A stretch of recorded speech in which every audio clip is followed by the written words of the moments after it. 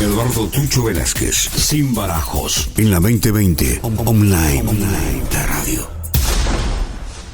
Un saludo cordial para todas las personas a través de la 2020 online, la radio Manta, en su programa Sin Barajo. Hoy ya tenemos como invitado al abogado Miguel Delgado Gracia.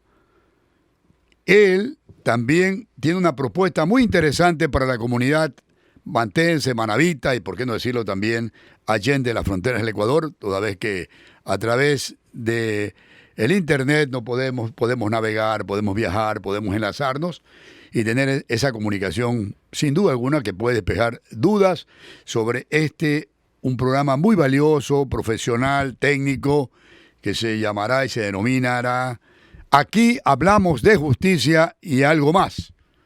Una propuesta muy interesante de orientación, más que todo, para todas las personas que tengan dudas, poderse comunicar justamente con el programa para poder de alguna forma resolver, ¿no es cierto?, esas inquietudes que aparecen en un momento determinado. Abogado Miguel Delgado Gracia, un gusto tenerlo aquí a través de Sin Barajo en la 2020 online, la radio Manta.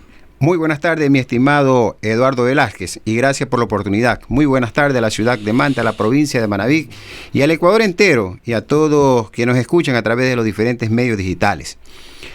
Esta propuesta de este nuevo programa que se va a llamar Aquí hablamos de justicia y algo más.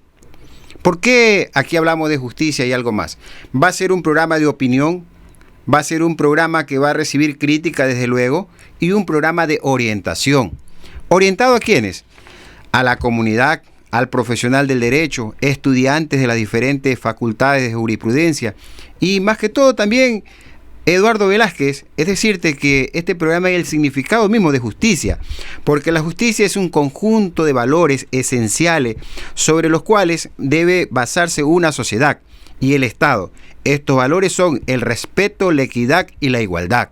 Porque así lo consagra también nuestra Constitución en el artículo 82, cuando habla de los derechos a la seguridad jurídica que se fundamenta en el respeto a la Constitución. Y nosotros vamos a hablar de diferentes temas, como qué es un delito flagrante, qué es una investigación previa, cuándo hay un procedimiento abreviado, cuándo es un procedimiento directo, cuándo hay una suspensión condicional de la pena, para que la ciudadanía conozca y sepa de estos temas. Bueno, ¿y cómo nace esta idea de este programa? Aquí hablamos de justicia y algo más. Bueno, el algo más lo vamos a dejar para más adelante, para que nos explique, ¿eh? Pero hablamos de justicia, ¿por qué nace? ¿Por qué se genera este tema tan importante, tan interesante? Mi estimado Eduardo Velázquez, este tema, aquí hablamos de justicia, nace de la necesidad del pueblo. Ustedes han tenido quizás en el consultorio, en el buffet, en su oficina, han tenido quizás también preguntas, inquietudes, o en algún otro lugar, y posiblemente eso motiva que puedan orientar a través de una programación como esta. Por supuesto, mi estimado Eduardo. ¿Qué sucede? Que en muchas ocasiones hay personas que la privan de su libertad y la gente anda desorientada, preguntando aquí, preguntando allá, ¿qué podemos hacer? Cuando nos llegan a nuestro consultorio, nosotros le decimos, primero tranquilícese. Una vez que detienen a una persona, tienen que llevarla a un subcentro y luego ponerla a orden de la autoridad competente. Entonces, completamente desorientado, la gente anda buscando por hospitales y toda esa cuestión. Entonces, ¿qué va a hacer? Pero a ver, aquí está interesante esta parte. Cuando detienen a una persona, ¿verdad? La detienen. Así es. Por cualquier delito. ¿Puede ser por flagrancia? Así es. ¿O puede ser por sospecha? A ver, le explico el tema. Es que esto es interesante para que un poco ir encaminándonos al asunto. A ver, en un delito flagrante, detienen en este momento a una persona por el supuesto delito de robo. Robo, ya. Digamos así. Eso es flagrancia. Eso es una flagrancia. Ya. ¿Qué tiene que hacer el familiar? El familiar lo que tiene que hacer, dirigirse hasta el VC, porque previo que lo lleven a presentar ante la autoridad competente, porque así dice la ley, lo llevan a un subcentro de salud y en ese subcentro lo valoran, extienden un certificado médico. Entonces vamos aquí. La persona que detienen por cualquier causa, primero va a un centro de salud. Así es, a un centro de salud. Para valorar su estado de salud. Exactamente, en las condiciones que ha sido detenido. De una vez que el galeno lo examina, extiende un certificado médico. Extiende el certificado médico y con ese certificado médico los policías elaboran un parte policial y lo presentan ante la autoridad competente y luego que sortean, convocan a una audiencia de flagrancia. Pero del centro de salud, una vez que está ya con la valoración respectiva, ¿lo llevan dónde?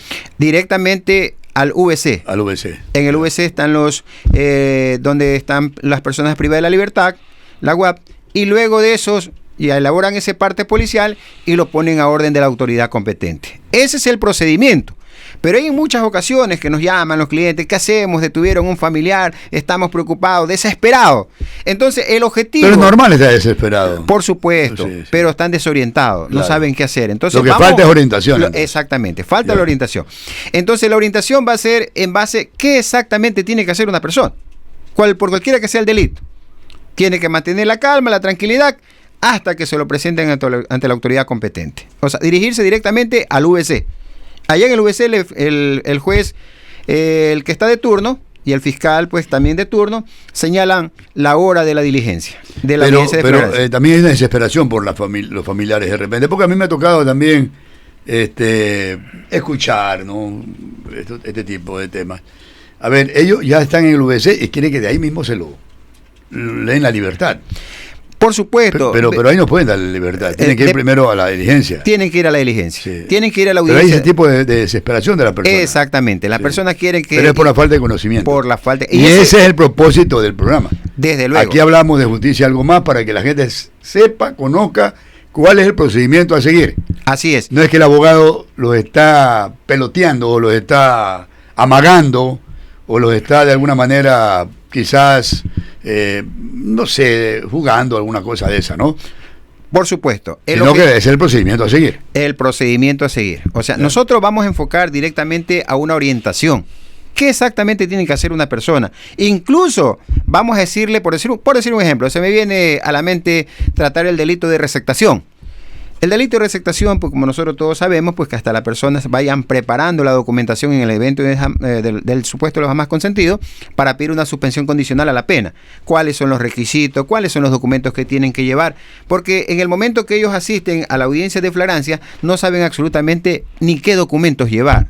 Entonces nosotros vamos a orientarle, que la ciudadanía conozca, sepa cuáles son sus derechos, cuáles son sus obligaciones. A ver, abogado Miguel, mientras el detenido está en el VC, hasta el proceso de la diligencia, ¿qué tiempo, qué horas, cuántas horas, qué tiempo hay? La ley dice 24 horas, mi estimado Eduardo. Es decir, que durante esas 24 horas... podría llevarse efecto la audiencia de flagrancia. Y tiene que llevar también toda la documentación. Por supuesto. Reunir los requisitos. Porque en muchos casos han habido que va el abogado, va a la diligencia con la persona que está privada momentáneamente de la libertad, pero no llevan los documentos. Así es. Le faltó y entonces otra vez para atrás. Así es. Entonces nosotros vamos a orientar. Por ejemplo, le decía yo en el supuesto delito, hablemos de un delito, una tenencia ilegal de armas o un porte de armas. Entonces nosotros le vamos a decir, a ver, ¿cuáles son los requisitos? ¿Qué tienes que llevar? Llevar la escritura, un servicio básico, si trabajas en alguna institución pública, privada, llevar el rol de pago, llevar la documentación para que el abogado tenga el sustento suficiente para poder llevar efecto a esa audiencia y de ser posible pedirle una suspensión condicional a la pena. Entonces, en esa suspensión condicional a la pena, de acuerdo al 522... tiene que estar sustentado. Tiene que estar sustentado, claro. Y con la documentación. Porque el 522 es nuestro Código Orgánico Integral Penal. En esa audiencia podría someterse él, si le concede el señor juzgador o el juez de la causa, con la suspensión condicional, sería la prohibición de salida del país y presentarse ante la autoridad. Entonces, ya lleva los requisitos, los documentos, que serían los requisitos fundamentales, para poder solicitar estas medidas. O sea que ahí está los pasos a seguir. Por supuesto, sí. Los pasos a seguir. Este es la parte fundamental que nosotros queremos tocar, que es de orientación, orientar a la sociedad. Orientar, porque mira, Tucho, más allá de todo, no es más inteligente aquel hombre que lee un libro y se lo aprende de memoria, sino aquel que le es más útil a la sociedad. Y en eso estamos completamente claros. A ver, hay un tema muy importante en el tema de justicia. Dice que la ley es ciega. Mi estimado Eduardo, ¿es ciega o no es ciega? Eso es un tema del argot popular. Ajá. Pero el operador de justicia está obligado a administrar justicia con equidad y con responsabilidad.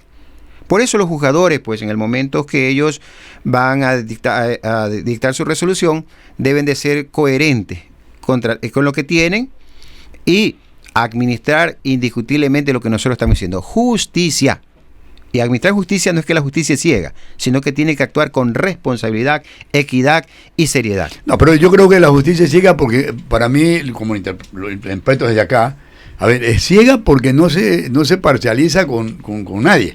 Tiene que actuar con equilibrio, con total responsabilidad, sin duda alguna, ¿no? Ese es el objetivo. Porque si no, yo veo que este es mi amigo y tengo que inclinarme para allá. Entonces, si es ciega, no está viendo a nadie, sino que está haciendo las cosas como dice la ley, como manda la norma, ¿no es cierto? Así es. Como debe de ser. Por supuesto, ese es el objetivo. El objetivo esencial es administrar justicia con equidad y con responsabilidad. Y como tú lo dices, Tucho, la justicia es ciega, siendo completamente imparcial.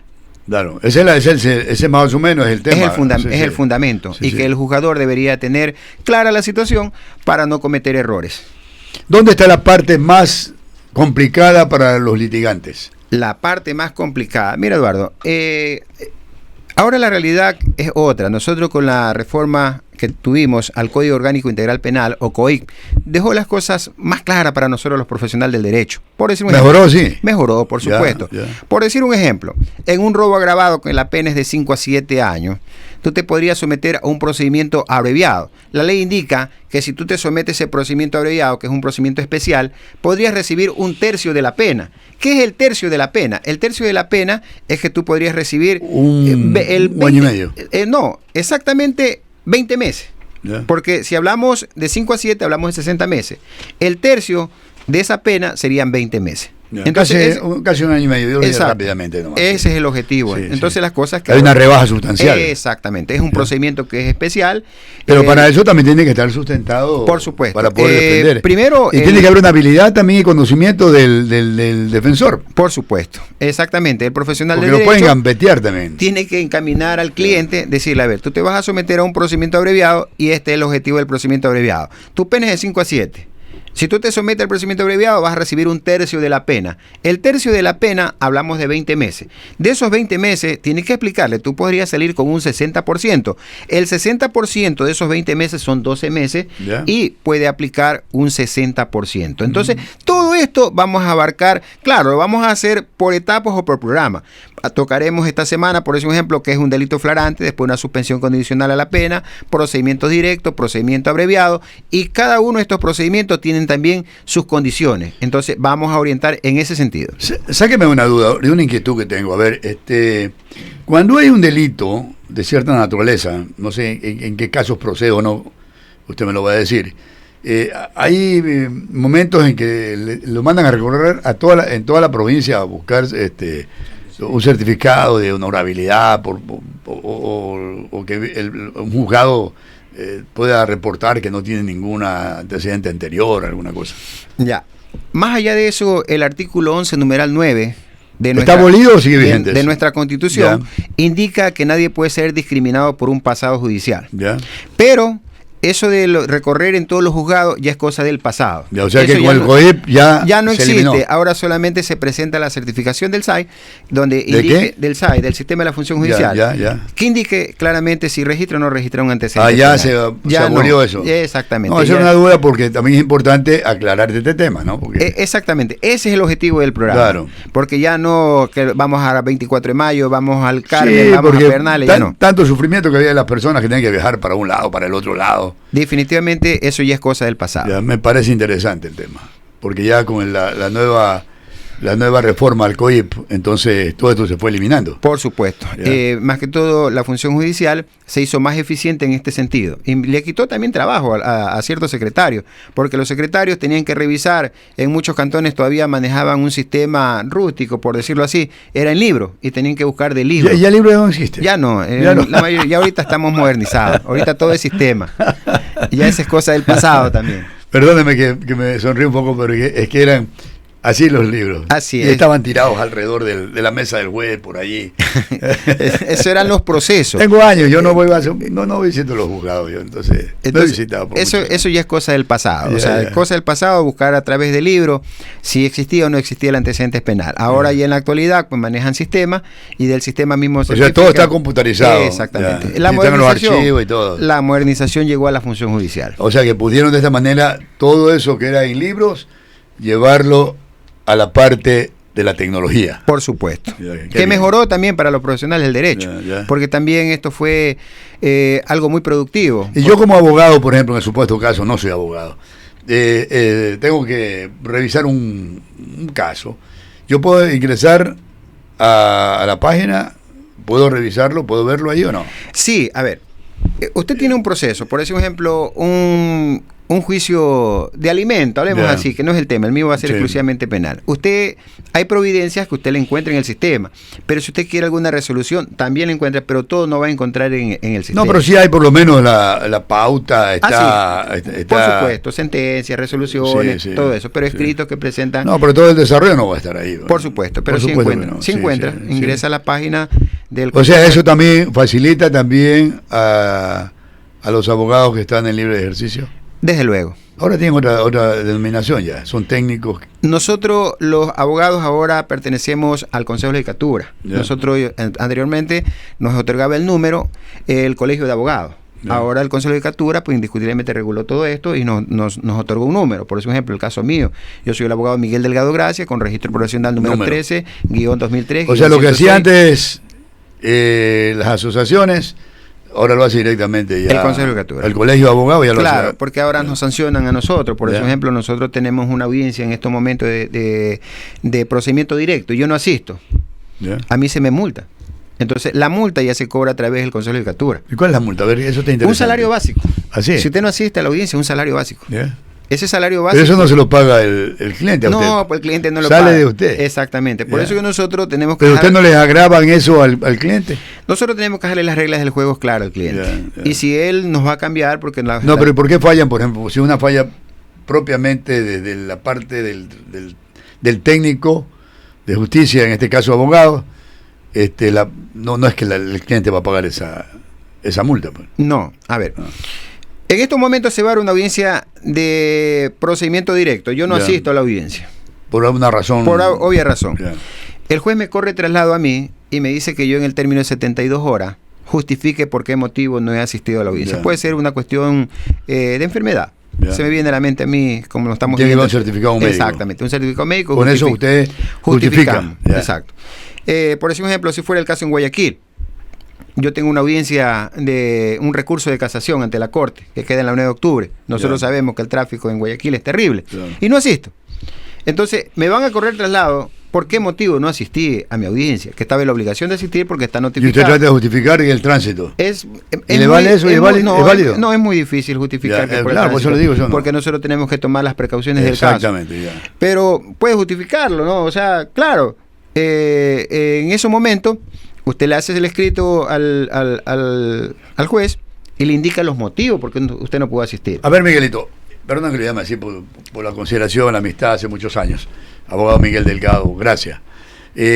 ¿Cuáles son los delitos más comunes que se ven? Bueno, en los últimos tiempos el delito de robo, el Claro. robo agravado. Es un Pero el delito- robo ha sido de siempre, pero Sí, se han acumulado. se ha incrementado. ¿Ya? Hay un índice muy grande. Ya. Hay un índice muy grande, no solamente acá en la provincia, sino a nivel nacional. Ya. Vemos la provincia del Guaya como está completamente terrible. Al lado tiene un cantón como Durán, que es totalmente compleja. Está complicado la Está cosa. complicado. Ya. Entonces, esos son los delitos más comunes. Pero aquí, Eh, por ejemplo, usted que actúa en el Cantón Manta. En el cantón Manta, el robo sigue siendo robo. uno de los delitos. Ya. Sigue siendo uno de los delitos más comunes. Y luego, La tenencia ilegal de droga, cosas así. O sea, en menor escala, pero esos son los delitos más ¿y comunes. cuáles son los más complejos para ustedes? Los más complejos? Es que pasa que para nosotros los abogados, en el libre ejercicio de la profesión, que es muy interesante. Nada es complejo. Nada es complejo. O sea, siempre le ponemos... No, pero siempre usted, a ver, todo profesional le va a Mira, poner un poquito hay más los delitos de... Porque el tema de drogas es un delito bastante, diría yo, hay que hilar muy fino. Exacto, pero pasa que también tenemos en mínimas escalas, ¿no? De acuerdo al 220 nosotros tenemos 4 escalas. Entonces la mínima escala, que es lo que más se ve, lo más común. Pero por ejemplo, los delitos más complejos son los delitos sexuales. También. Claro, lógico, claro. Son delitos bien complejos. Y esos delitos que son complejos, nosotros igual de todas maneras, los abogados, bueno, revisamos, porque el profesional del derecho tiene que tener esta conducta. Primero, revisar el proceso. Si no revisa el proceso, usted no le puede dar ni siquiera una opinión o un criterio a su cliente. O sea, tiene que ir en base a lo que usted tiene. Si hay un testimonio anticipado, si la denuncia, si viene la Junta de Protección. ¿Qué tienes exactamente para que tú puedas? O sea, si te beneficias o no te beneficias de lo que hay dentro del proceso. Si hay un testimonio anticipado en un delito sexual, por ejemplo, tú tienes que serle claro a tu cliente. Tienes que decirle, esto exactamente es lo que va a pasar. Porque ya con un testimonio anticipado, que es casi el 90% del proceso.